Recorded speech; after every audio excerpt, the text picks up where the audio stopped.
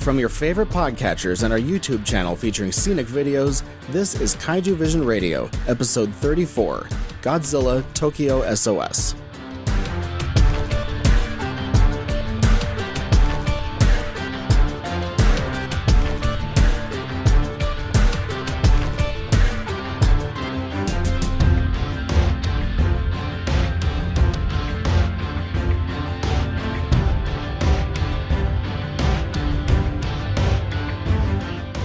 Hello G-fans and kaiju lovers, and welcome to Kaijuvision Radio, a podcast about the appreciation of giant monster movies and discovering their historical and cultural value. I'm Brian Scherschel. And I'm Nathan Marchand.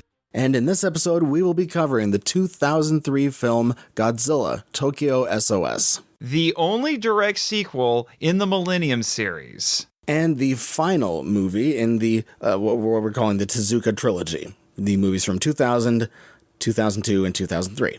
Yeah, although you would have thought with how this one ended that they could have made one more.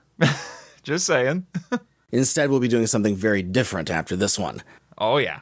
Our related topic for this episode is deflation in Japan. But before that, we will be doing our signature 5-minute or around 5-minute description of this film that is everything but a plot summary. And we will learn all of the basics of our film. Take it away, Nate. You're listening to Kaijuvision Radio. Godzilla is a vicious force of nature. He comes to Japan because he is attracted by the bones of the original Godzilla inside of Kiryu. He fights Mothra, her larva, and Kiryu for dominance. Mechagodzilla/Kiryu remains an advanced cyborg created and controlled by the JXSDF. The original Godzilla's soul within the machine seeks rest after death. Mothra and her larva are benevolent insect kaiju believed to be deities. They want the original Godzilla's bones returned to the sea in exchange for defending Japan against Godzilla. If not, they threaten to, quote, go to war, end quote, with humanity. Yoshito Chujo, a prideful though brilliant JXSDF mechanic, works on the Kiryu ground crew and advocates for using the cyborg as Japan's only defense against Godzilla. His uncle, the retired linguist Shinichi Chujo, seeks to halt the Kiryu project because he believes it is wrong to force the soul of the original Godzilla to be a weapon. Yoshito's nephew, Shun Chujo, is a clever boy who tries to help Shinichi summon Mothra to protect Japan. The quiet and thoughtful JXSDF pilot Azusa Kisaragi tries to temper Yoshito and flies a white heron during the operation against Godzilla.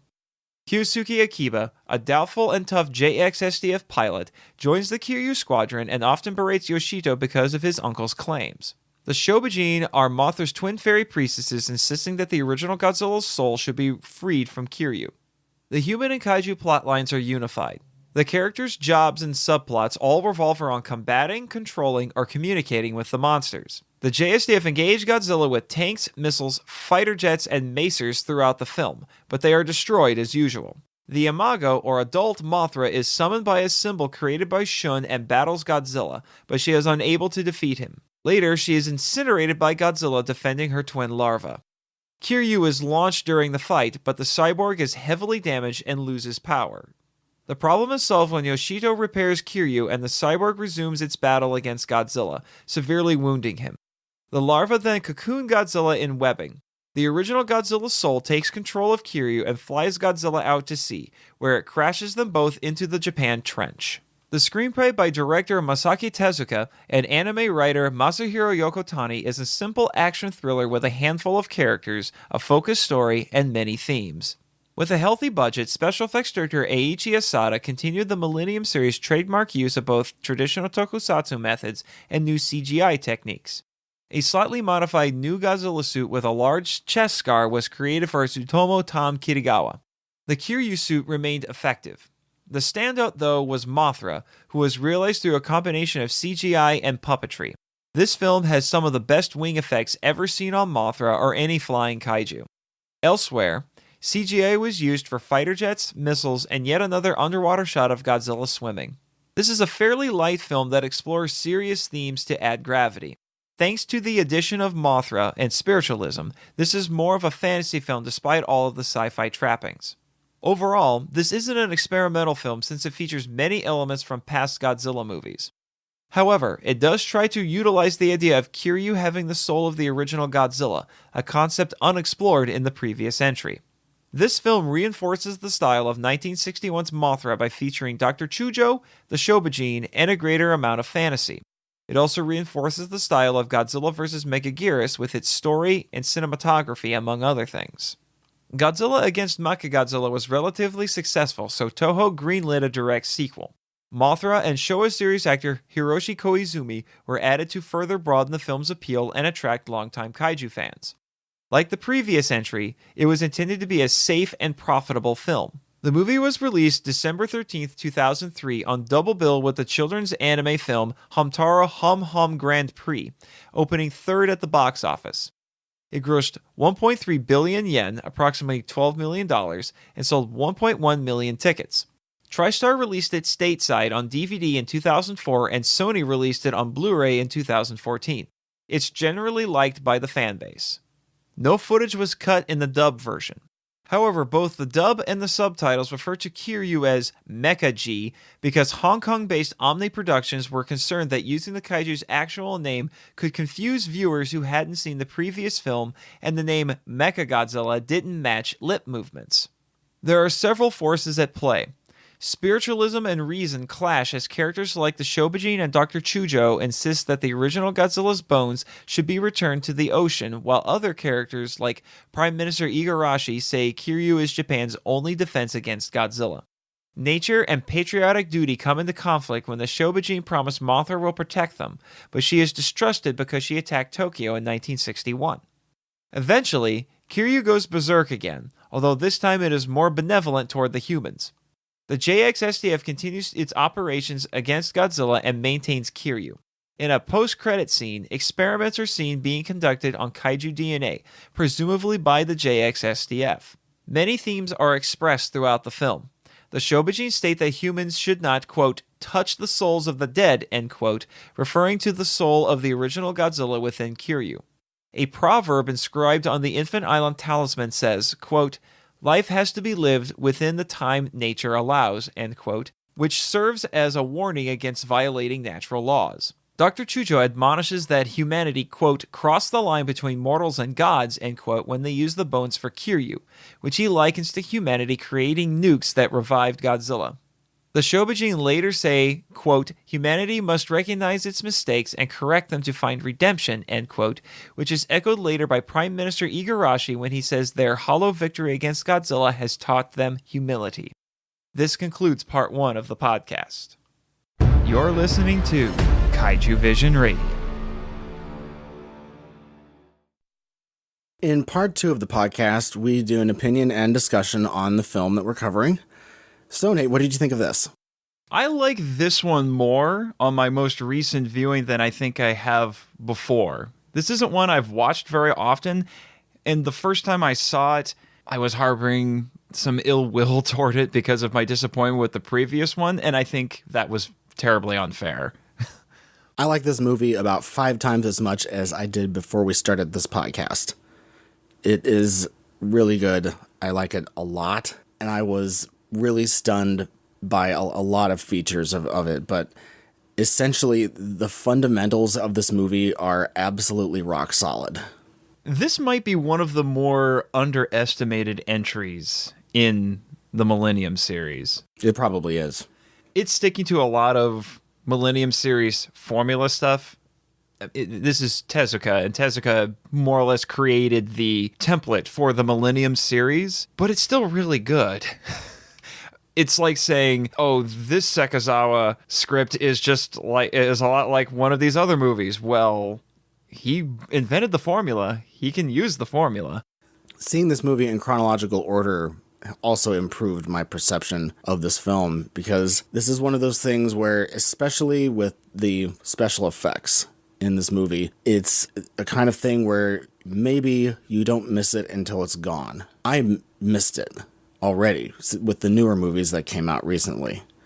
I missed the technique. I missed the realness of all of the things that get destroyed and all the stuff that gets blown up and the standard classic way of doing Godzilla with a guy in the Godzilla suit. There's just something to that. And this movie is a perfection of the special effects of many previous entries. But this is maybe the most impressive special effects of all the ones we've done so far in the podcast. It also helps that there's a lot of improvements made over the previous movie, I think, in terms of the special effects. I complained in the previous episode that Godzilla didn't seem to react half the time when he was being attacked. This one, that's not an issue. Even if he's being impervious to JSDF attacks, he's still responding to them. He's acknowledging that something is hitting him. And the fight scenes, my goodness. My goodness, they are amazing in this. I forgot how good they were. But that's partly because I've often gotten this movie and the previous one a little bit mixed up. They do tend to blur together. But my gosh, we had so many cool things happen in these fight scenes. It's really stunning how a lot of this movie looks. The scenes between with the humans and the scenes with the kaiju, they look like they're from the same movie. It all goes together extremely well. It's very polished. Yeah. This whole movie is quite polished. The cinematography is good. You feel like you're watching a movie. And it doesn't feel like a made-for-TV movie. And the script makes plenty of sense.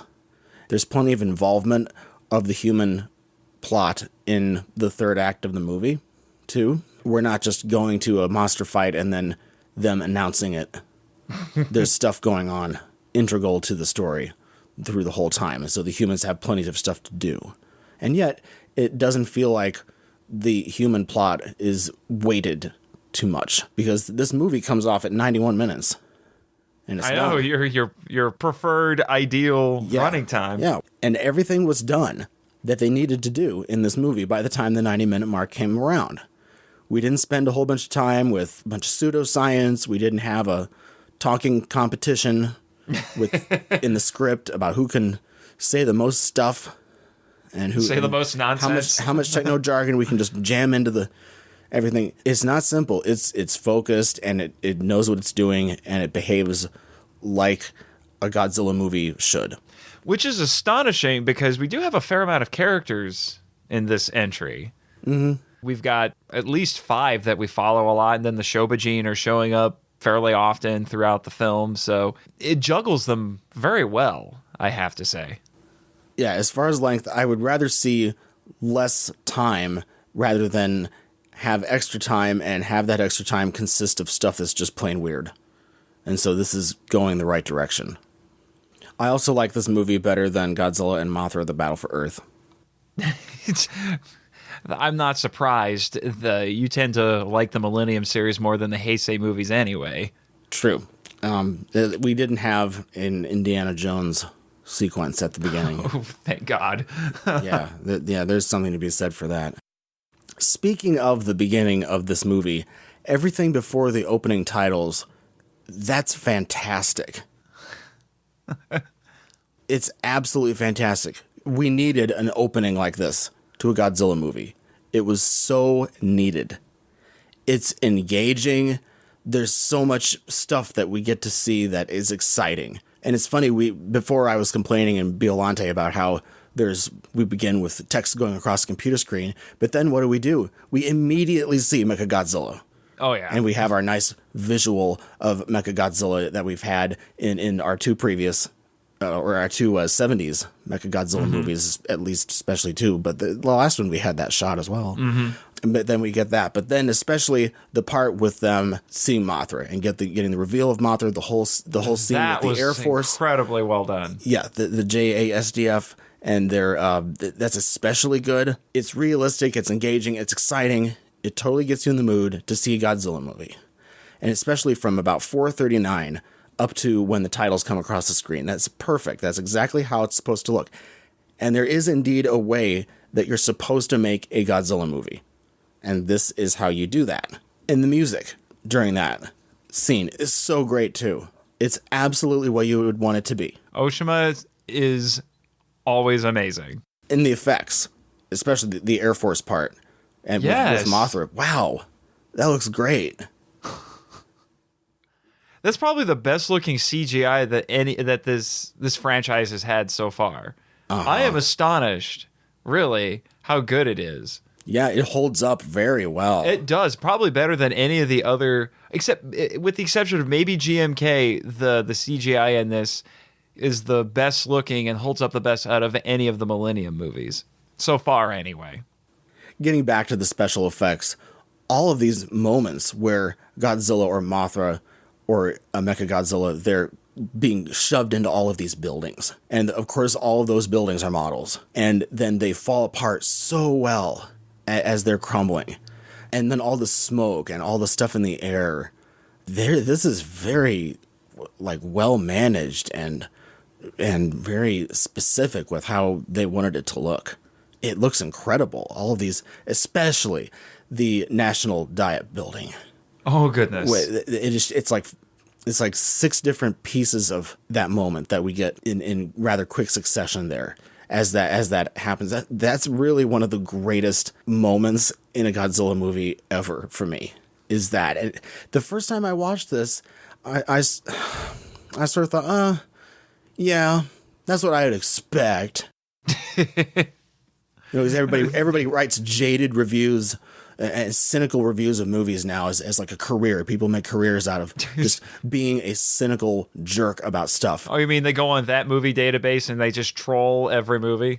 Yes. And they probably work for a competing movie studio, But then again, some studios hire people to give insanely good reviews on these movies too. Absolutely. So they're probably trying to combat each other. Yeah. So whatever. Right, because we're supposed to believe these are always real people that are typing this. Who knows? There could be bots typing them. But I didn't feel that this time around. There's just so much more energy, I feel like, to this one compared to the last one. And maybe it's because I'm speaking as someone who felt disappointed with the last movie. But this one, it kickstarts right at the beginning and it doesn't let up. And it's always got momentum throughout the whole thing. The people involved in the movie, you can tell that they were really into it. Because there's a lot of perfectionism to be seen in this movie, but especially with the special effects and just how great it looks. And it's quintessential Godzilla as far as just how all the fundamentals are right. All the big stuff works really well. Which is why it's ironic that this was the one Millennium movie I couldn't find the budget numbers on. I would have been really curious to see how much money got thrown at this one because they did a lot with the money they were given. Yeah, they did. And the models look just perfect. Better than the models did in the 90s movies. It looks very perfected Showa series, all of the effects. And the model for the diet building, that's impressive. Yeah, and there's a behind the scenes thing, and I didn't realize it was going to be 15 minutes long of just them filming all of these awesome just moments. Yeah, with the models. It's B-roll footage is what it is. Uh-huh. A lot of fans might be jaded about this movie because I'm thinking of when you're talking about the diet building. We've seen the diet building get destroyed a lot in these movies. It's almost old hat, but it's incredibly well done this time around. Fans are so used to seeing the diet building get destroyed that they don't appreciate the artistry of what's going on screen at this time. Yeah, speaking of that, this is also the best Tokyo Tower destruction of any of the movies. Okay, I'm getting to the point now where I'm wondering if kaiju filmmakers just hate the Tokyo Tower because I think it's demolished more than I think any other building in Tokyo. Well, at some point we might actually have a Godzilla film where the Tokyo Skytree gets destroyed too. That wasn't around at this point in time.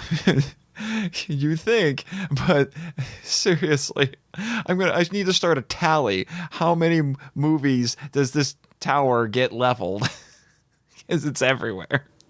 So the movie starts out in Nagano, in Nagano Prefecture, and it's in Karuizawa. And that's the name of the city that they're in. And it looks like they're in like a Japanese Aspen, Colorado sort of place, because Nagano's all snowy and stuff because of the Japanese Alps. But then something very interesting happens, and we have the Shobijin and Mothra showing up, but then and then Yoshido comes downstairs about halfway through when our Shobijin scene, and I've been waiting for this moment for a very, very long time, And that is the time, like maybe this is the first time ever in the Godzilla series up to this point, where someone is mad at a kaiju for destroying something. And it was a pretty long time ago, even. Yeah, they're holding a grudge there. But the thing is, he says, pretty much, he says, hey, you destroyed our city and got away with it. That is so not cool. And I have a problem with that. And not only was his candidness refreshing to see that, to him express that, but at the same time, it's a totally realistic reaction that you would expect from somebody in a Godzilla movie. Yes. Now, back in the 1964 Ghidorah film, which was episode 10 for this podcast, we had that moment where we had our Japanese Abbott and Costello on the stage, and then they had the kid. And they're like... Two of them. Yeah. Yeah, the kids. And they're like, who do you want to see? And they're like, Mothra! They're all like, yay, thunderous applause. And that always, in the back of my head, I thought, what? Okay, I guess I get it. Sure. And I didn't really make a big deal out of it because they don't expect everything in these movies to be realistic. When Yoshido says that, though, that's awesome. As opposed to, oh, Mothra, yay, Mothra's here. Killed all those people, but yay. So... And I laughed when he said that because it's like, wow, it's so unexpected, but yet so refreshingly unexpected. And that was something that I was thinking about as I was watching this. We talked a lot in our Heisei film coverage about the Heisei series trying to have a tight continuity, and we were remarking that it may pay attention to events, but it doesn't seem to have a lot of emotional continuity. This does emotional continuity 10 times better than any of the Heisei movies. Well, the Heisei movies, it's almost like somebody erased people's memories. Yeah, that's what I mean. This one, even though it had continuity. Yeah, well, in this one, it's paying attention to the events of the previous movie because we see scenes of reconstruction after the events of the previous movie, so it's paying attention to that. The Heisei movies only did that maybe once or twice, and it cherry picks the Showa movies that it wants to include in its timeline, and then it pays attention to those, just like you're talking about. Someone's upset that Mothra, despite her benevolent intentions, trashed Tokyo, and they have every right to be upset. And then Dr. Chujo, he actually explains why all that was going on. Which, by the way, that was an excellently done exposition scene. Yeah. He said everything that needed to be said. He said and it didn't get bogged down in the details or anything. It's not talking about, Clark Nelson and all of this. No, it gives you the basics of what you need to know, which for me, the first time I saw this movie, I hadn't seen the original Mothra yet. I was aware of some of the things that happened in the movie, so it was beneficial to me at the time to have this nice little refresher. And for anyone, I'm sure, who hadn't seen the original Mothra, that was also great information to have. Getting to our part about where the Shobijin essentially threatened Japan or whatever, all this, and maybe there's a bit too much of a big deal made out of that exchange. Basically, all it is that Mothra represents the natural world, as always, and then they say that there's something really messed up about the bones and using the bones and the soul being in there, but it all makes total sense if you're going by the Mothra and the Shobijin and their motivations. Maybe the studio focus grouped people, and somebody, one person said, isn't it kind of messed up you're using the bones of the dead Godzilla in Kiryu? Isn't that kind of weird? And then maybe somebody thought, oh, yeah, I guess that is kind of messed up. Maybe we should do something with that in the story. It is a little bit odd to see the Shobijin being so, I don't want to say aggressive, but definitely threatening. They've never really taken an offensive stance like that before. But at the same time, they're not promising doom. No. It seems like it's easy to overstate this exchange at the beginning, because really they're setting up a conflict. Yes. It's just the opinion of weaponizing things is bad. And it's about humility, and it's about teaching them a lesson about humility. Regarding the Shobijin, they look good. I like how... They are cute. I will say that. They are definitely cute. The effects that make them look small, that looks really good. It was. Yeah, I really don't have very many complaints. I know some people have complained that they aren't really twins, which you can tell one's a little bit taller than the other, but I frankly don't really care. Yeah, that would just ruin the movie for me. I frankly don't really care. For one thing, Toho got lucky in the 60s with the Peanuts and with Pear Bambi when they did Ebirah, but you're not going to get that lucky every time. And honestly, since the 90s, they had been getting away from doing the twin thing anyway, especially once you got to the Mothra trilogy in the 90s. The Shobijin weren't twins in any of those either. One thing I realized watching this movie, this is one of those movies that I would pick for introducing someone to Godzilla. This, along with maybe Mothra vs. Godzilla, Ghidorah the Three-Headed Monster, perhaps, Invasion of Astro Monster. Yeah. Maybe Destroy All Monsters, even. There's some movies that work better than others in the series as far as introducing somebody to the Godzilla universe. And because the effects, especially in this one, look so good, and you'd be able to impress on people, look, this took some time, and this took a lot of ability to be able to pull this off and have it look this good. And it's real stuff. The music, I'm sure you noticed that there are a number of themes that come back in our music, which that's really good. And yet we have plenty of new music as well. Oshima's music is just great. It enhances the movie to almost a geometric or exponential degree. It does. Especially the scene at about 1814. That's where Akane shows up when Yoshi is there on the sort of... Yes. Yeah. It's actually one of my favorite scenes in the movie. And the music is just so good. It's exuding the emotion that is necessary for the scene to actually carry off well. Also, the end credits music. That's good. Really good. And this music serves the Godzilla series so well. What did you think of our kid in this movie? I liked him. Yes, I give him the official not annoying stamp of approval. Oh, so he's not a Kenny? No. He doesn't qualify as a Kenny. He actually is pretty real. He's also really clever and industrious. I'm telling you, not many kids are going to take the time to go rummaging through their school and get all the desks to make a giant symbol. Yeah, and it's good that they had him doing stuff in the story. As opposed to just hanging around in the control room all day long, yeah. Which reminds me, I was gonna bring this up to you. It's like they have a control room, and this, in fact, they even put a little subtitle that tells you you're in a control room. I was thinking, like, oh no, Brian, I know how you feel about control rooms. Well, this one looks great though. It looks good. It has a lot of people in it too. It's not just like 5 people or whatever. Yeah, and watching a big screen TV. Yeah. Yeah, and of course it's the prime minister that is there, and they're coordinating all the military stuff. So they are actually ordering stuff to be done, rather than just sitting back watching everything. Yeah. Which, by the way, the prime minister, who's played by Akira Nakao, oh my gosh, he's good. Yes. he works totally in the prime minister role. He looks like it, and he has the gravity to be able to carry it off. It's great. I really like him.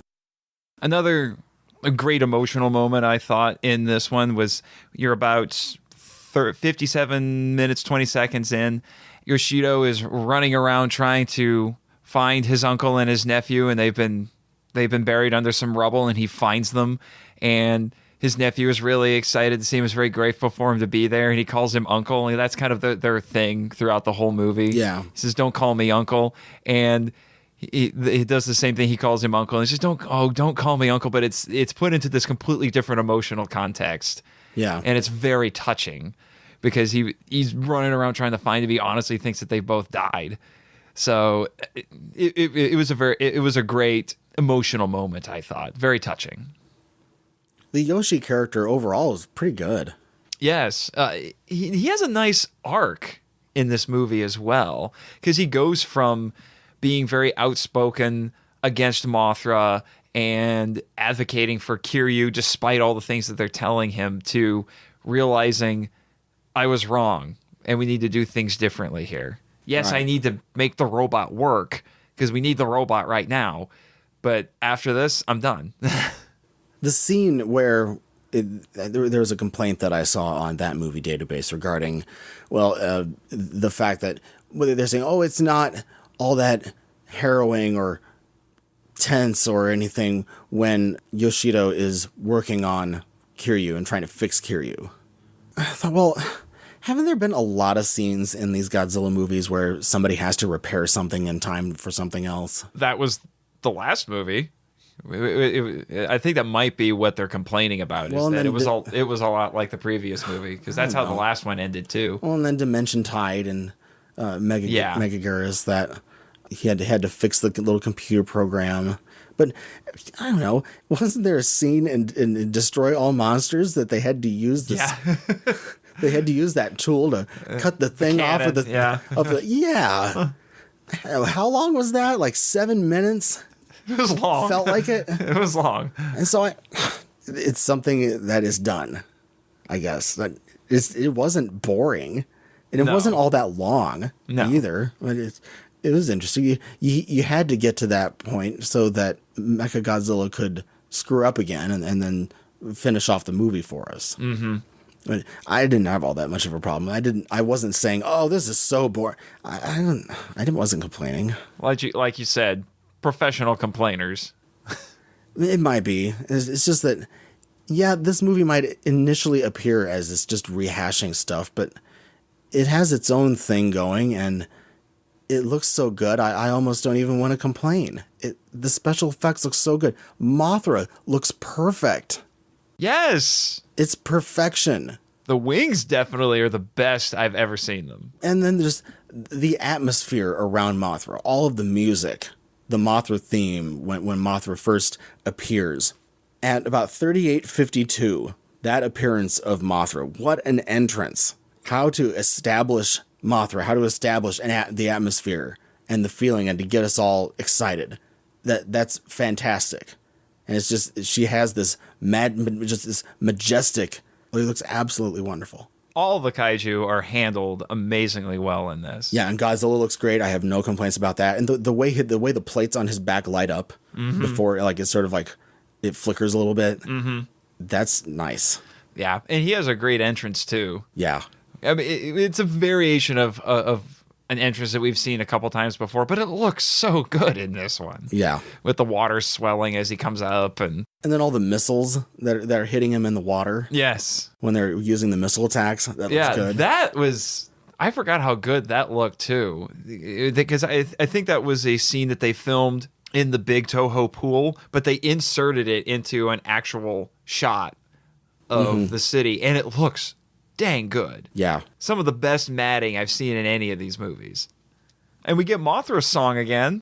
Yeah, we do. It's a nice rendition. Mm-hmm. I'm not sure if it's those two actresses who recorded that. It'd be great if it was, because they sound good. Yeah, they really do. Mm-hmm. So it seems like Oshima didn't really change a whole lot about the song either. It's pretty much how it was before. It's just doing a different recording of it, which was very nice. It's what you'd expect. Yeah, it would almost feel weird if it wasn't. Yeah, for someone who said that she didn't listen to the music from the previous movies, I'm sure someone told her, you need to listen to this and make sure you get it right, get it how it was, because this is what people are expecting. Yeah, exactly. And it's just like a lot of other Godzilla movies that have come out of Japan after this one. They're doing the same technique. Did you notice that this was the best American submarine scene yet? Best submarine scene, period, I think. It's good. It doesn't seem so cheesy. No. It seems a lot just more normal, sort of template way to do it, and without pulling us out of the movie as much. The Americans didn't sound all that bad, and it was pretty convincing. Especially, I would imagine, if you're Japanese, it would probably be really convincing. Yeah. I was thinking to myself, this time Godzilla's attacking an American sub as opposed to a Soviet sub. At least he's fair. Mm-hmm. Some of the criticism that's been leveled against this movie is that it's mediocre, it's safe, etc. My response to all this is that it does a lot of stuff that needed to be done. The Godzilla series needed a lot of things to happen that happened in this movie, and I can suspend my disbelief with it. I like it how it teaches us a lesson about righting past wrongs. It's a safe movie. Yeah, I guess they could have taken more risks, but at the same time, it's focused, and it isn't the attack of the constant subtitles. It isn't a talkathon, and there's a lot that is going for it. I would rather that it be safe than just have it be weird or just have it be mediocre. In some ways, it's like Mothra versus Godzilla. Mothra versus Godzilla doesn't do a whole lot of new things. It just does a lot of old things really well. Right. And Mothra versus Godzilla is not an experimental movie. No. And yeah, this is a reinforcement of style. Absolutely. Just like our Mothra versus Godzilla, that episode is short. Yes. We didn't have a whole lot to say, but at the same time, it was really good. It's a really good movie. Not having 1,000 things to talk about isn't necessarily a bad thing. Now, about lessons learned and everything, we have the Prime Minister say that we made many mistakes in the past, and it is up to us to correct those mistakes. I think we know what he's talking about. Yeah. Yeah. You don't even need to mention. But you don't even need to say very much about this, but you still get the effect, the desired effect of what the audience should be feeling at that time.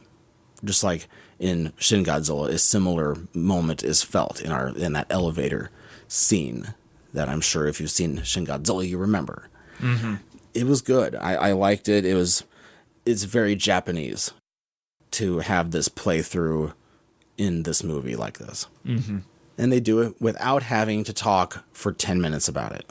Yes. They know how to get things across. Sort of like in GMK with the picture of Yuri's mother. Like, we didn't even need a line of dialogue for it. We saw the picture and we knew.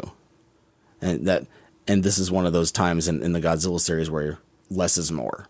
It's interesting because even though we are getting several thematic statements in this film, it doesn't feel preachy.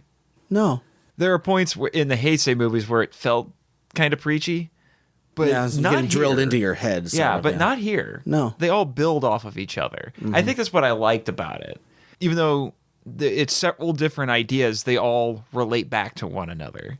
Talking about, we've learned humility today, and the talisman that says life should be lived in the time that nature allows, and all of that. It all goes back to a central idea, which is do not violate natural laws, do not cheat it. Have you seen any comments regarding this film about the, I guess, quote, nationalism or militarism in this movie? Actually, I haven't. I did about why is this movie emphasizing all this stuff with the military? And they implied that it was out of some nationalist, militarist, whatever, because they think all these words mean the same thing. They're not. They don't mean the same thing. And militarism is actually a very, very, very strong term that does not apply to this movie. They have the right to have faith in the self-defense forces. And the people who join the SDF are making a sacrifice. They're devoting their time and their energy to defending Japan. And just like we thank our troops for serving, and just like we support them, the Japanese have their right to patriotism. If anything, there are points where that old debate in Japan is being rehashed in this, because they're saying we need this to defend ourselves. We need Mechagodzilla to defend us. We're going to do it ourselves. We can't trust Mothra because Mothra trashed Tokyo 40 years ago.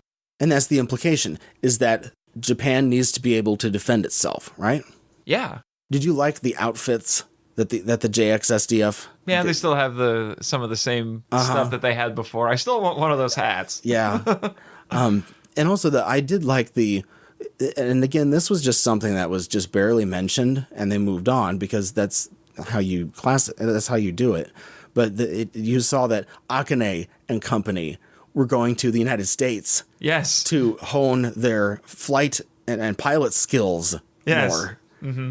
That's a nice touch. Well, it's essentially recognizing the military alliance and the security treaty and stuff like that. It's obliquely referencing those things. We also got to see Hickam Air Force Base in Hawaii. Speaking of that, we got to see a lot of places in this movie. Yes. And when I've been watching these movies, I have Google Earth right in front of me on the computer. When some text comes along the bottom of the screen showing where stuff is, I press pause with the little subtitle there, and then I type the name into Google Earth so that I can see where we are. And we are so all over the place at the beginning of this movie. Yes. I was having to pause this so many times and be like, whoa, wait, where's this? And where's that? And so this podcast has been very educational for you for your Japanese geography. Yes, absolutely. But this was the most of the location changes we've had in any Godzilla movie. Yeah, you had ever. Hickam Air Force Base in Hawaii, the Bonin Islands, Tokyo. all over Japan. Yeah. Again, like the beginning of it, we're in Nagano. I mean, Nagano, yeah. But even in the pre-titles sequence, there's a ton of them in there. Oh yeah. And it's showing all these different places, and it's like, oh my gosh, another one. I have to press pause again. So as is Tezuka's trademark, we have a post-credit scene in this one. This is one of the more interesting ones that he's done, I think. And Tezuka was the scientist. Oh, yeah, he was. Too, yeah. So he got his little Hitchcockian cameo in there. But so it ends with a laboratory. We're hearing about kaiju DNA being experimented with. Now, some have looked at that and interpreted it as sequel baiting, that there were plans for Tezuka to make another film, so he'd have this little Kiryu saga trilogy. I've heard other reports that said that actually wasn't the plan at all. But you had an interesting take on it, I thought. I thought it was just tying up the movie, the theme, particularly, just because we should learn humility, and we did bad things in the past, and we should right those wrongs. But the thing is, that's often not how humanity works. They don't learn lessons. They just keep doing the same thing over and over again because it's easy, and because not learning your lesson is easier. That I just took that as tying up the end and just making a thematic statement of, yeah, it's really hard to actually change things, and it's hard to make things right because of pressure, because of indolence, because of being stuck. We'd be remiss if we didn't mention that we have yet another falling into the ocean moment in this movie. Like we did in our last one. Like in the last one. And this is probably one of the crazier ones because it's actually into the Japan Trench, which is incredibly deep. Yeah. I just wanted to throw that in there because we always talk about it. Yeah, we have our robot sort of committing suicide. Suicide robot. Which actually leads me into something. It realizes that how it's inherently screwed up. Yes. It heard the roar again, and so this time it's, instead of going on a rampage, it's decided, I'm done. Yeah, let's just end it, and let's have a nice little text going across the screen saying Sayonara, Yoshito. Sayonara, Yoshito, yeah. It's one of the weirder moments in this movie, I thought. Well, I liked about 1 hour and 8 minutes into the movie, and it comes across the computer screen, problem. Yes. That was great too. But which leads me into something I did want to bring up. I mentioned that one of the things that disappointed me with the last movie is I thought it was sitting on an idea that was rife with story potential, and then I thought it wasted it with the biological CPU and using the bones and the implied idea that the soul of the original Godzilla had been grafted onto the machine. Well, in this one, they make that a big part of the plot. The first time I watched this, I still felt underwhelmed by what they were doing with it. It just seemed like they were always talking about it, but then nothing ever happens until about the last probably 10 minutes of the movie. Yeah, like I said, there's stuff that's going on, but there's nothing happening. Yeah. And then Kiryu goes berserk again, and as we were kind of joking, it turns into Suicide Robot and just says, okay, I'm going to get rid of Godzilla for you, and I'm going to put myself at rest. And you know what? Watching it this time, even though it doesn't actually happen until the end, there's some nice build-up to it. It's a direction that if I was working on This film, I don't think I necessarily would have gone that way, but it doesn't necessarily make it a bad direction. It was just unexpected. So in retrospect, I give the movie a bit more credit. It actually was taking something that I wish they had done in the previous movie and actually did something with it. It just didn't do what I would have expected. Right, I didn't expect it to do that at all. First time I saw it, I was actually surprised. And I was like, oh, that's not conventional. Yeah. So, props to you guys.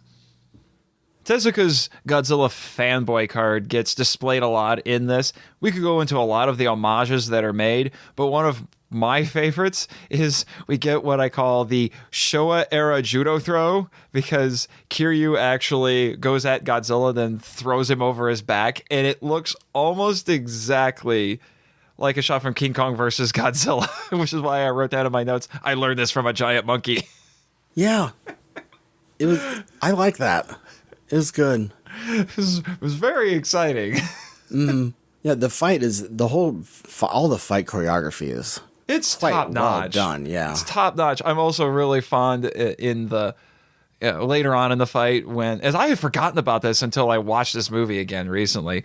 Kiryu makes his little drill hand, and I actually wrote in my notes, "Oh my gosh, he has a Megalon hand." Yeah, Megalon arm. Yeah. It looks painful too.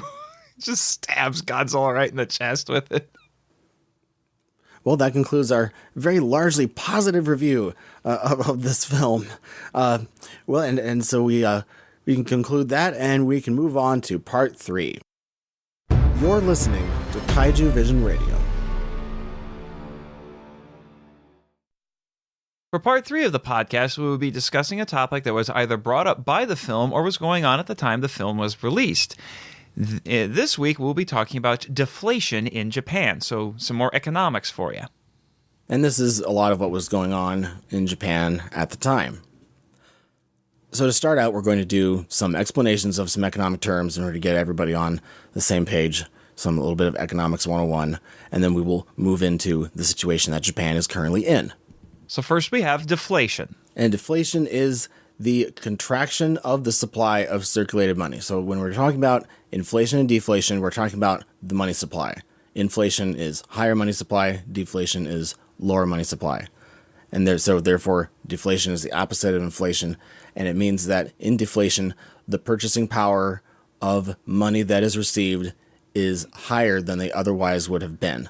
So we're talking about if you get wages and you get the same however much per week, that money is actually, the purchasing power of it increases if the money supply decreases, and therefore your money can buy more purchasing power. And so then consumer prices, if you make an index of consumer prices, that will go down in the case of deflation. So we have lowering prices. Well, some people might be thinking, what's so bad about that? Well, if it's chronic, then that's bad. And it's not really extreme deflation that Japan has gone through in a lot of ways, but it has been chronic. And that's the difference between those two. Then we have to differentiate between price deflation versus actual deflation. And like there's a difference between lowering prices, but this mainly deflation is referring to the lower amount of money supply. And that means the increase in purchasing power of a dollar or any other currency. The main body that controls inflation and deflation via the money supply is the central banks. And so in the United States, it would be the Federal Reserve, and in Japan, it would be the Bank of Japan or the BOJ. The governor of the Bank of Japan is Haruhiko Kuroda, and he has been in power for a while, and his specific goal as the governor of the Bank of Japan is to tackle deflation. That is his primary mission. So that is important. And he gets rid of deflation by fiscal and monetary expansion. And so what this is more government spending as well as increasing the money supply. One of the tools that the central banks have is one thing called quantitative easing. Now, quantitative easing, or QE, that's what we were hearing about in America in 2009 when we were talking about economic stimulus. Yes, I remember that. It was all over the news. Yes, that was the effort to recapitalize the banks for the losses that they incurred from the derivatives and the credit default swaps. Now, quantitative easing is an unconventional monetary policy in which central bank purchases bonds in order to lower interest rates and make the money supply go up. So you are flooding with everything with money. You're increasing the money supply vastly. You're giving all the banks all this money in an effort to get them to lend more, take some more risk, and to make sure that there is plenty of liquidity. But they're not printing new money. There's a difference. Yes, they're electronically creating the money and then purchasing bonds. Yes. Central banks use quantitative easing partially when interest rates are already at zero. So that tool in America and in Japan, they pretty much burned out the usage of that tool. The central bank lowered interest rates to zero, and so they used what they could with that, and so they can't use that as a mechanism anymore to help the economy, and so then that's where quantitative easing comes in. Now, Japan has done a number of economic stimulus packages of increased government spending, all this investment in infrastructure, etc. Quantitative easing was done rather well in the United States in the 2009 recession, and that actually did help things pick up faster. In Japan, quantitative easing has had mixed results over the years because there have been various phases of Kyoei that they have had to do. Which brings us to a term I wasn't actually familiar with until we started prepping for this particular episode, which is velocity of money, which sounds like a good movie title. Yeah, that is the rate at which money is exchanged one to another. It refers to how much of a currency is used in a given period. It's measured as a ratio of GNP to a country's total money supply. Gross national product. Yeah, GNP is gross national product. So part of this is how fast people are spending money? Spending money, well, exchanging it in any way. Okay. So, yeah, and it's kind of a gauge for health of the economy in general. If money isn't being exchanged very much, then the velocity of money is low. And if there's plenty of investment and spending going back and forth, then that is a higher velocity of money. If there's no relationship between inflation and velocity of money, then that means that the velocity of money is unstable. That is something that Japan has been having. It doesn't matter how much inflation you're trying to create, people still aren't exchanging money. And that gets to our next term, which is liquidity trap. This is another interesting one. Japan is in a liquidity trap. The whole country is a liquidity trap. Yeah. And this is caused when people hoard cash because they're preparing for events in the future, such as a war, which is hopefully exactly not what we want. Yeah, please. Deflation and insufficient aggregate demand, which that means overall, if you're looking to the future and you see demand for everything going down, that's one. And then war, that's pretty self-explanatory. And then for deflation. So what that means here is you're going to hold on to your cash if you know that it's going to have more purchasing power later. Mm-hmm. And when you're holding on to your money, you're going to keep it in the bank. And even with interest rates so extremely low, they still keep it in the bank, even though they're not making much off of the bank in interest. But that still doesn't get them to spend because they know that their purchasing power is going to be better later. And this kind of goes along with the consumption tax because the government has had to raise the consumption tax so much as an effort to try to raise revenue. And what does that do? That discourages spending as well. Yes. And so even with quantitative easing, the flooding of all of these financial institutions with money from the central bank, there's money everywhere, but the banks aren't lending it. And so they're not spending it on private investment. Instead, what are they doing? They're buying bonds with it. They're turning around and buying more bonds. Because that's safer right now. And the banks are really risk averse. So they're not gonna spend money, and businesses are risk averse, and so are people as investors. They're risk averse. And so all of this money it's like it's getting frozen Everybody holds on to the money, it's frozen to them, and then the banks are holding on to so much money. And so that's what we mean by money velocity. The money just is not moving very much. And part of this is that when banks lost money, they had to be recapitalized. So a lot of that money, it went to do what? It had to cover bad debt. And that's one reason why they're not lending the money back out again. It's kind of frozen there. And so in a liquidity trap, increased money supply, no matter how much you're doing, that is not lowering interest rates. Another behavior that's going on is that the elderly in Japan, which there are quite a few of them, they receive pensions. And they receive pensions even if they are rich. It does not matter. But the thing is, they're holding on to that money. It's not being spent. It's being socked away in the bank. Part of it is expectations of the future are for more deflation. And that's another thing, is that when you have a central bank that is predicting more inflation in the future and your long-term, your country is geared, everybody knows there's going to be more deflation in the future. And so we have a cycle where it's future expectations of deflation contribute to more deflation. And so it just keeps everybody frozen in their behavior. They aren't going to spend more because everybody knows that deflation is probably going to continue. And so it's the expectation of it keeps it going. And this is putting a tremendous amount of pressure on Japanese young people, because as the number of elderly increase in Japan and the number of young people continues to decrease, they're the ones who have to pay into this system in order to supply those pensions. It's a lot like the Social Security system here in the United States. Only it's the percentage of elderly people that's the most important, because right about this time that we're doing this podcast, Japan has reached peak elderly numbers of people, but is going to get worse because the number of the old people is going to go down along with the rest of the population in the future. But the percentage or the ratio of workers to pensioners, that ratio is going to get lower and lower, to the point where the young people are burdened as having to pay the taxes in order to keep the system going. But there aren't very many of them, ratio-wise, to the elderly. And it's even harder because since they're younger, they don't have as much disposable income. So they're paying all of these taxes while also trying to make sure that they can take care of themselves. And a lot of the best jobs are held by people who aren't young people. Yeah.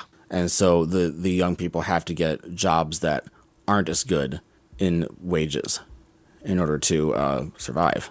But then they have to pay a huge amount of the tax burden. And then when you have a consumption tax that's high like this in Japan, everybody has to pay that consumption tax. The poor, the rich, everybody. Only if you're rich, the consumption tax doesn't hurt you as much. And if you're lower income, the consumption tax will hurt you more. And that goes to the fact that when there's deflation and you have debt, the amount that you owe, or at least the power of that amount, is more.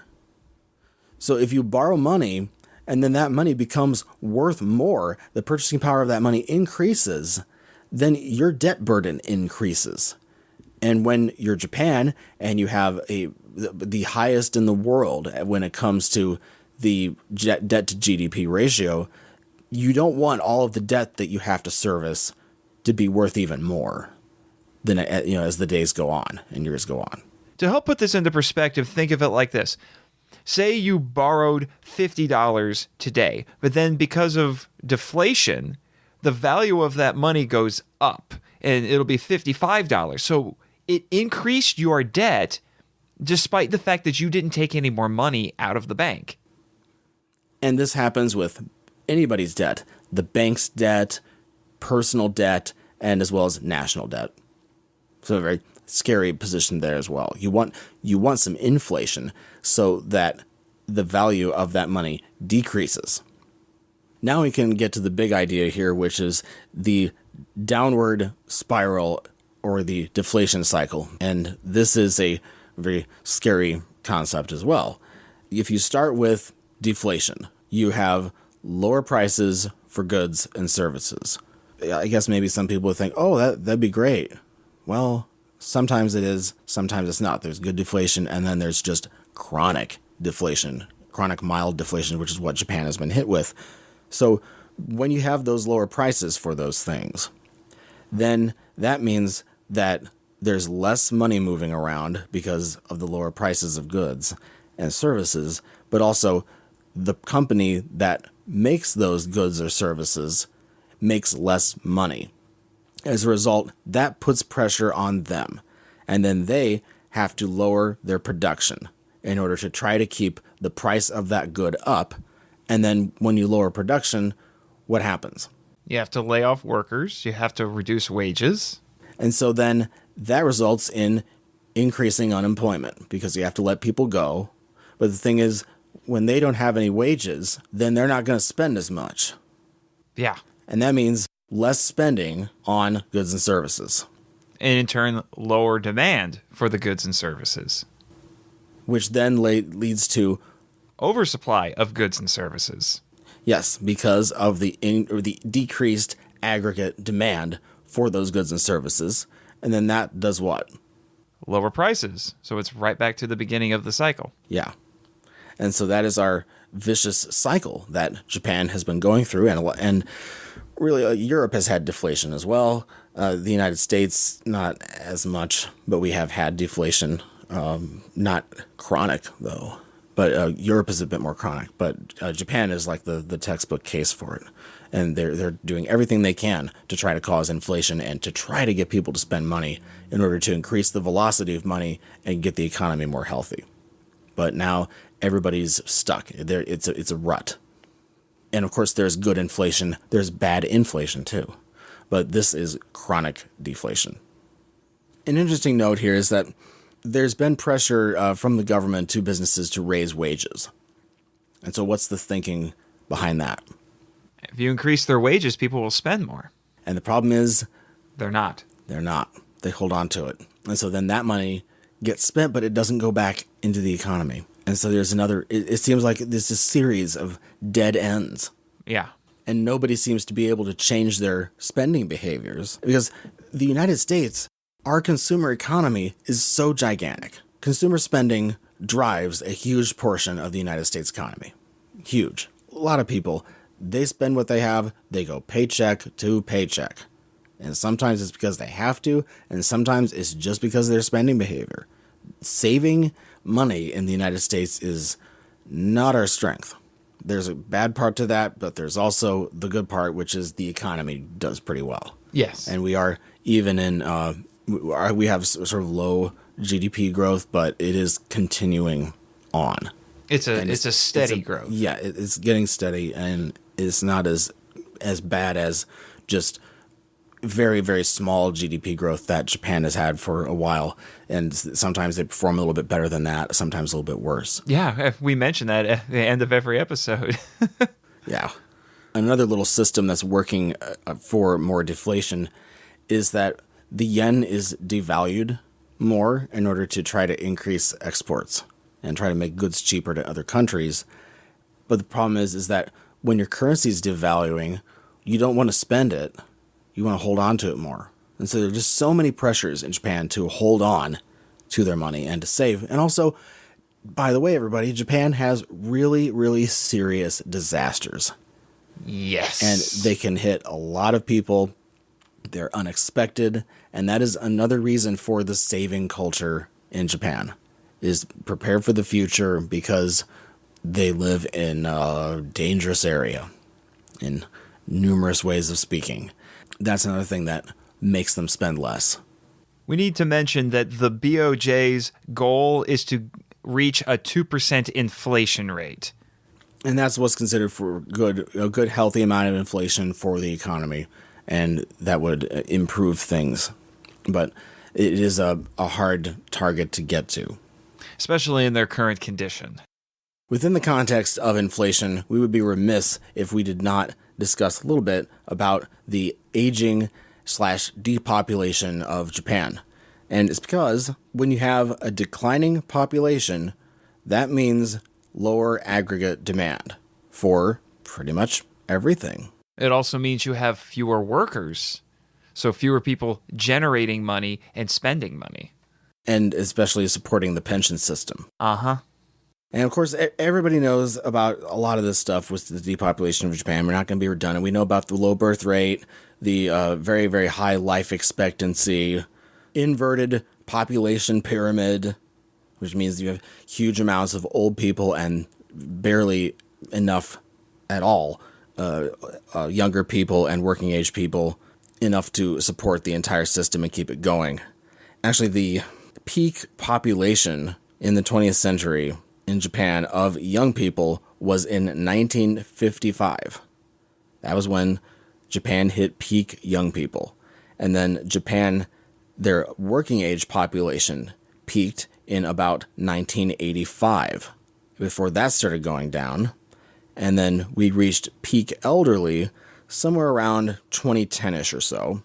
And then that number starts going down as well. So you have an overall decrease in the population of all three of those age groups. However, the percentage of the elderly goes up. Another thing we kept running into was how adult diapers in 2014 outsold baby diapers. That's a weird concept. That just kind of says it all. Yeah.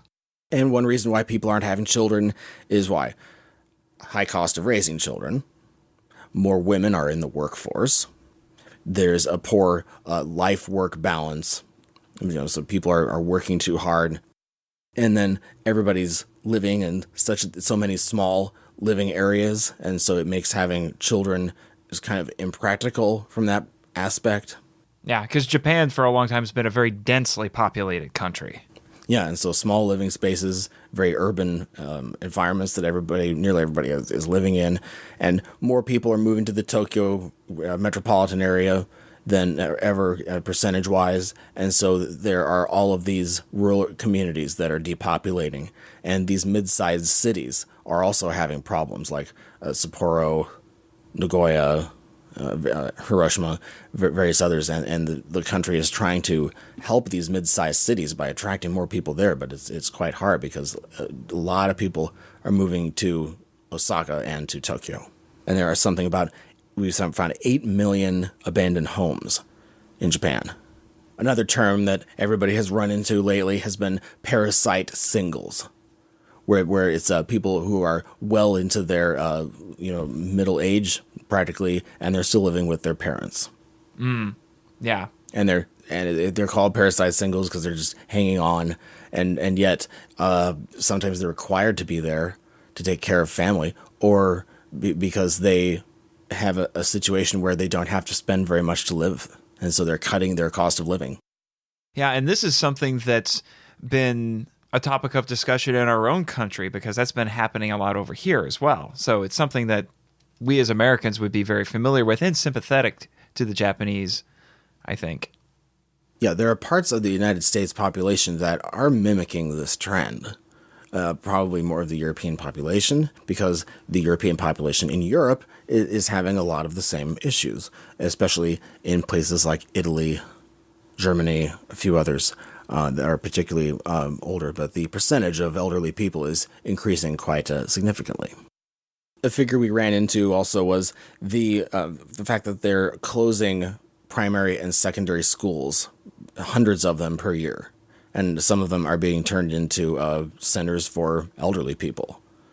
And so it's just society is changing so rapidly. Japan is the most rapidly aging society in the world. Yes, think of it like this. In 1947, the median age in the Japanese population was 22. But by 2010, it had increased to 47. This plugs into the labor shortage as well, is that the number of working age people is going down. And so in Japan, when you go to look for a job, the figure we ran into was 125 jobs for every 100 people applying for jobs. And so there are jobs in Japan that literally aren't being filled, but it's work that needs to be done. And that gets us to immigration. And the fact that Japan would have to import like tens of thousands of people every month in order to get up to keep and maintain the working age, or even in general the total population of the country, it is a very daunting set of figures as well. And there are a number of reasons why this isn't happening. And mostly it's because of the homogeneity or perceived homogeneity of Japanese culture and of the Japanese people as a nation. And that's something we've discussed on the podcast before. Yeah, we have. And so there's a lot of pressure to not allow foreigners in, and it's also the fact that they think there might be foreigners committing crimes. And the average farmer in Japan is 70 years old. That's crazy. Amazing. Yeah. And so these kinds of figures are incredible.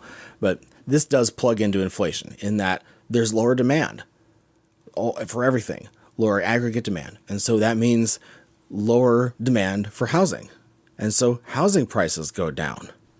Currently, Japan's population is 126 million, and Prime Minister Abe has instituted a policy to try to prevent Japan's population from dropping below 100 million. The loss of population is actually increasing, and that's what's creating all of the stress on people in Japan and their minds about how much the population is dramatically going down. There was a formula that was created at a university in Japan, and it said that in the year 3776, that is when Japan will have one child remaining. This is probably a very easy formula that they did in order to calculate that, and that was to help create awareness about this issue. Japan's total population in 2060 is expected to fall to 87 million people, which is absolutely shocking. Yeah, we're talking about a loss of about 40 million people in about 30 years. Yeah. That is insane. Yeah. The United States does not have as much of a problem in this department with population and depopulation, and a lot of that is made up for immigration and all these visa programs and all these other things. And regulating immigration is a big hot button issue in Japan, but it also is here. But it's if you don't let anybody in, then your prospect of having enough working age people is going to go way down. Well, all this talk of economics has reminded me we got to do our trademark economic figures. Yeah, for 2003 in Japan, they had 1.68% growth. So it was a little better than the past 2 years that we've had to deliver this figure. But they're trying to get out of the lost decade here, and we'll keep following along with their progress. On a different, happier note, our next film is going to be 2004's Godzilla Final Wars. Ooh, baby, this is going to be a fun one. Yes, we will be entering the Japanese Matrix. And with the Japanese X-Men. Until next time, we'd like to send a shout out to our patrons Kyoei, Toshi, and Sean Stiff for pledging at the Kaiju Visionary level. Thank you for your support. We really appreciate it. If you'd like to get a hold of us and send us some feedback, we'd love to hear from you. Our email address is feedback@kaijuvision.com. You can also follow us on Twitter and on Facebook. Our podcast is available on Google Play, iTunes, Stitcher, Blueberry, TuneIn, Podcast Addict, our YouTube channel, and on our website, kaijuvision.com. Thanks to Audiophiliac for creating our theme and bumper music, www.fiverr.com/audiophiliac. If you like our podcast, please support us on Patreon. I'm Brian Scherschel, and I edited this podcast. And I'm Nathan Marchand, and I'm the podcast webmaster. Sayonara!